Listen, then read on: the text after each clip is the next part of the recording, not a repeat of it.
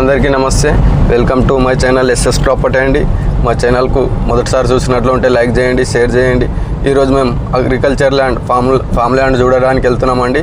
Sangareddy district, Zaheerabad division, coir mandal అండి. ఇది బాంబా highway NH65. ఈ హైవే నుండి 3 కిలోమీటర్స్ ఇక్కడ మద్రి విలేజ్ వస్తుందండి. ఈ విలేజ్ మారుతున్నాము, ల్యాండ్ కాడికి వెళ్తున్నాం ఫ్రెండ్స్. చూడండి, మీకు చూపిస్తాను ల్యాండ్. ఓకేనా ఫ్రెండ్స్?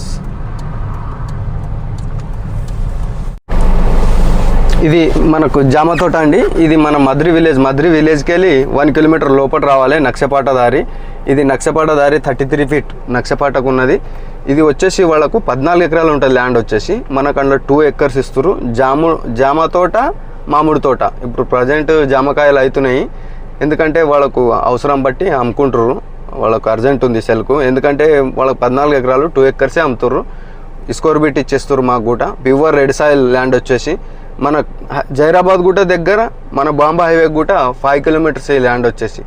వాళ్ళు 75 lakhs పర్ ఎకర్ అంటారు. కూర్చుంటే లైట్ నెగోషియబుల్ అవుతుంది. డాట్ ఫార్మర్ దగ్గర ఉంది, అర్జెంట్ సెల్కు ఉంది. ఎందుకంటే వాళ్ళకు డబ్బులు అవసరం ఉన్నాయి కాబట్టి అర్జెంట్ సెల్కు ఉంది.